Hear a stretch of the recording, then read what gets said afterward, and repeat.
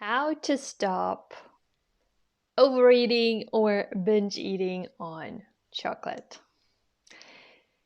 And why is it so hard to stop with just only one piece and not eating the entire bar of chocolate? These are the questions that I would like to answer today and give you also some suggestions how exactly you can do that.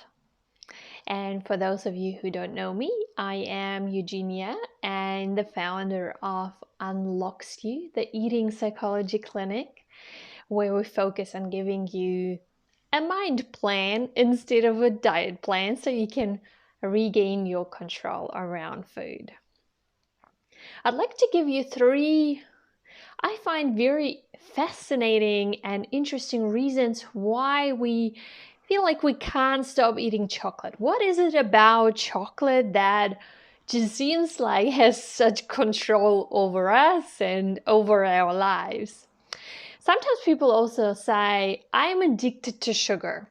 Something to consider: if we were really addicted to just sugar, we would just get a kg of white sugar and sit there in front of TV eating spoonsful.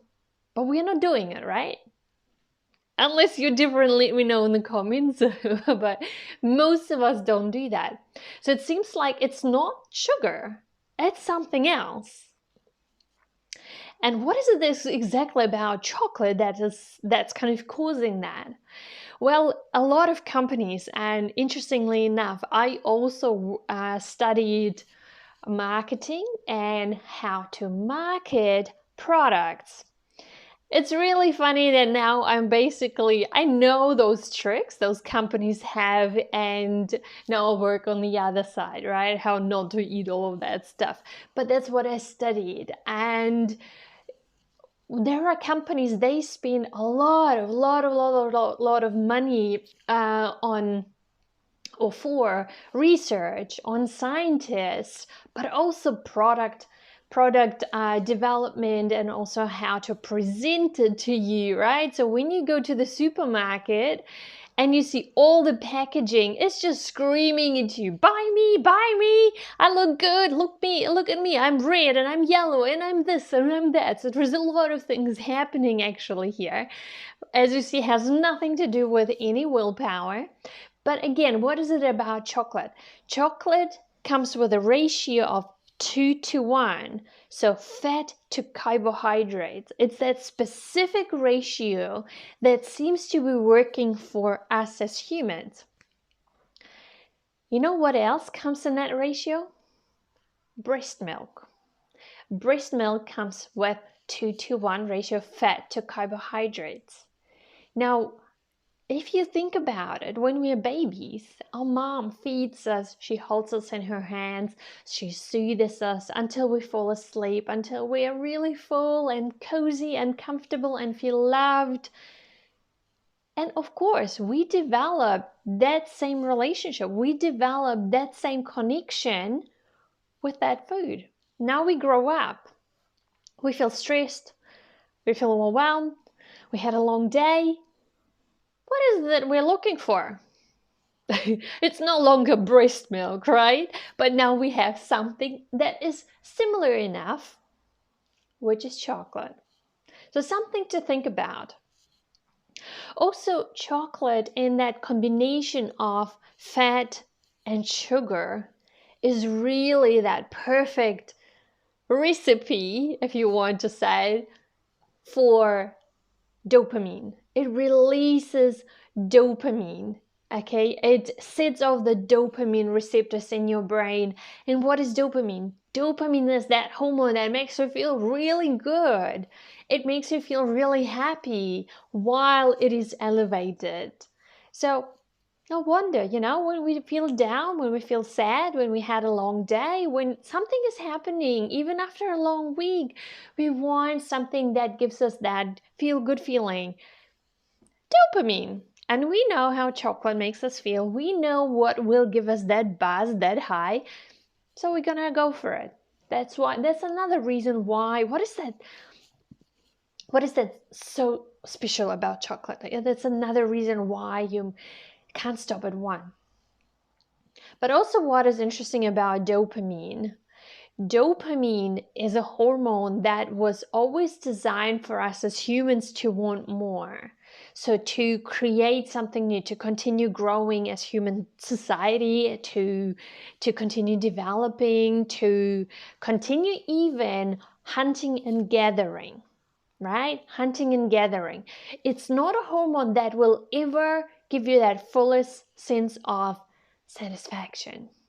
So when dopamine gets released in our brain by even just looking at chocolate, okay, that's that predictive happiness. And unfortunately, that's how it works as well. By the time when you see chocolate and you get that feeling, oh, I just want that, and you can't stop thinking about it, that's actually because dopamine is here now to tell you, get more, get it, get it. But we never feel that there is a sense of, yep, now I feel good, I feel satisfied. Usually we want more. And then usually after we had chocolate, we want then maybe chips, maybe we want crisps, maybe we want to have the pretzels, maybe we want something else. That is because dopamine is that hormone that wants you to have more. Okay? So again, you are fighting your hormones. You're fighting actually just your biology.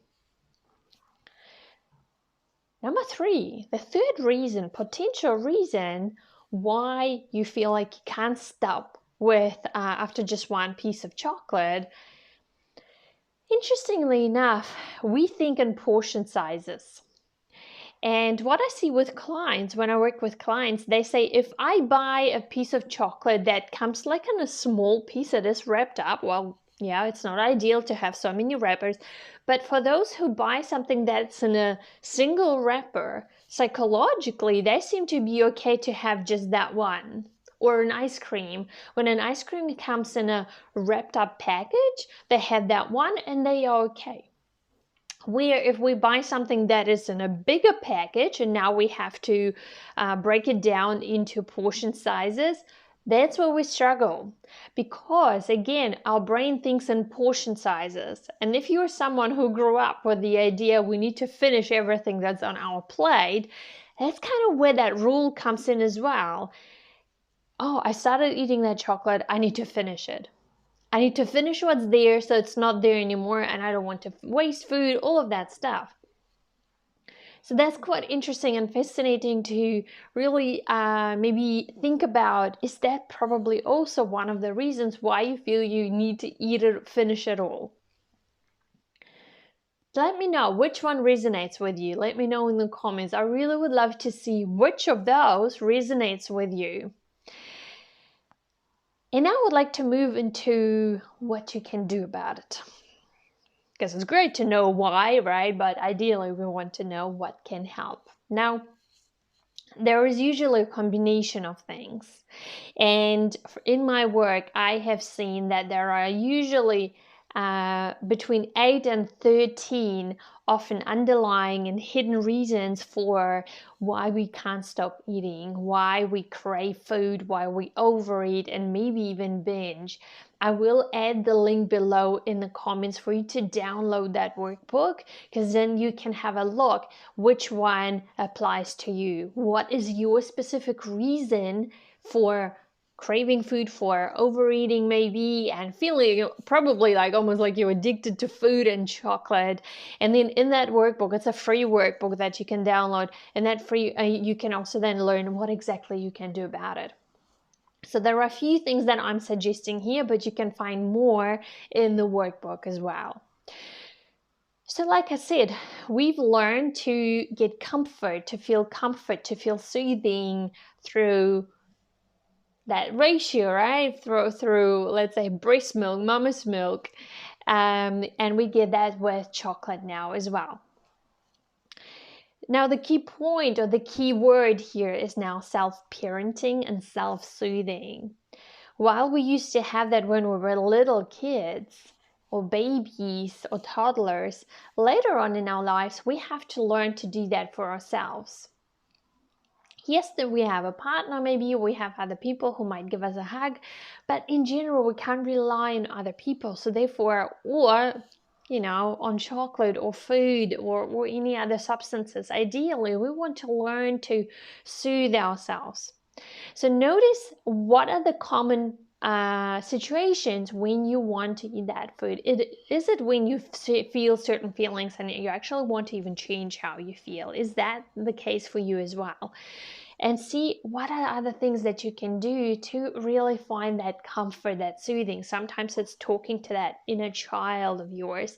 So it's talking to yourself, because your inner self, that little self, quite often it wants affirmation, it wants something nice to hear, it wants to be heard, to be listened. Especially as women, we want to be heard, we want to be listened to. Yes, that's what's important for us to always express, but we also need to listen to ourselves. Or there are other things that you might find gives you that comfort as well. Also, I know you've heard that one before, but let me explain labeling food as bad and good. And let me explain it in psychological terms and reasons, because as you know, for me it's really important that we look into psychology for those behavioral changes, right? But also neuroscience, so the way our brain works. Now, we don't usually kind of crave broccoli, right? Or cucumbers or tomatoes when we feel stressed. And we also don't feel guilty when we eat those. You might also not feel guilty when you have eggs or fish or chicken, but you might feel guilty about certain other foods. And everyone is different. Believe me or not, everyone is different. Some of the foods are quite common, but a lot of the time when I work with clients, I actually hear all sorts of things what they feel guilty about. Where are those rules coming from? Really challenge those rules. Because quite often when people say to me, I need to stop eating sugar, the question is, why do we need to stop eating sugar? Do we need to stop eating sugar? Or can we just have less processed food and therefore have naturally less of those added sugars and have more natural sugars? Yeah, I don't think we have to stop eating sugar. It's just in what way are we consuming that? It's really important to stop really labeling here good and bad, because as humans we avoid pain, right? We avoid discomfort. That's our brain's mission, to avoid anything that's uncomfortable and seek pleasure. Now, if we feel guilty because we ate chocolate, we will be then trying to avoid that by seeking out pleasure. And quite often we go for pleasure in a way that we know gives us pleasure, which is probably more chocolate and more food, and usually those high palatable, high calorie dense foods. So maybe that self-talk, that guilt, that bad food, good food, maybe that's not really ideal. Also, I was talking about dopamine. We get dopamine from eating chocolate. The problem about dopamine is that it comes fast, but it also disappears fast. We can't really rely on that, because every time we want to feel good, we would need to have chocolate or have more food or have constantly something external. There's another hormone that makes you feel good, but it doesn't make you want more. Remember, that's what I was talking about. We always want more with dopamine. Serotonin. Serotonin is also another hormone that makes us feel good, but even more so, or even better, makes us feel content. Makes us feel quite joy, that pleasure. Yeah, but especially content. And if we feel content in our lives, we don't really seek out anything that gives us like that extra, right? That makes us feel good, that extra buzz, that extra high, because we're already content. And we get that serotonin from things like being in nature, connecting with other people, having something in our lives. It might be work, it might be family, that feels meaningful and purposeful to you. Movement, exercise, dancing, gratitude, meditation. This is what increases serotonin, and you feel good almost at all times. So at least it's contentment that you carry. There are still difficult situations in life, but you are much more stable. You're stronger. Okay. Then also something that I feel works really well with my clients is actually having food like chocolate regularly. When I say regularly, for some people it might be daily at the beginning, for other people it might be every second day or a couple of times a week. When we integrate food on a regular basis, it no longer feels like anything special, okay? Because we're normalizing that food. Again, it's kind of that bad and good labeling as well. But it's when we start eating something every day, it becomes like, oh yeah, just another food. Okay, it really, really works well. Also, quite often we crave high-calorie dense food, including chocolate, including food that is sweet. When we don't eat enough, when we are too hungry, when we skip meals, when we are cutting certain food groups, maybe even carbohydrates. So it's really important to have balanced meals. And that will be also part of the workbook that I mentioned earlier. So again, I will put that into the link so you can download it and learn that way to see which of the 8 hidden triggers is your reason for maybe food cravings, chocolate addiction, overeating, or maybe even binge eating. And then you can also learn what exactly you can do about it. So let me know what resonates with you. Let me know if you like this video, and I will be doing more of those. For now, I really, really wish for you to enjoy your chocolate, love your chocolate without feeling like it takes over your life. Much, much love, and talk to you soon. Bye.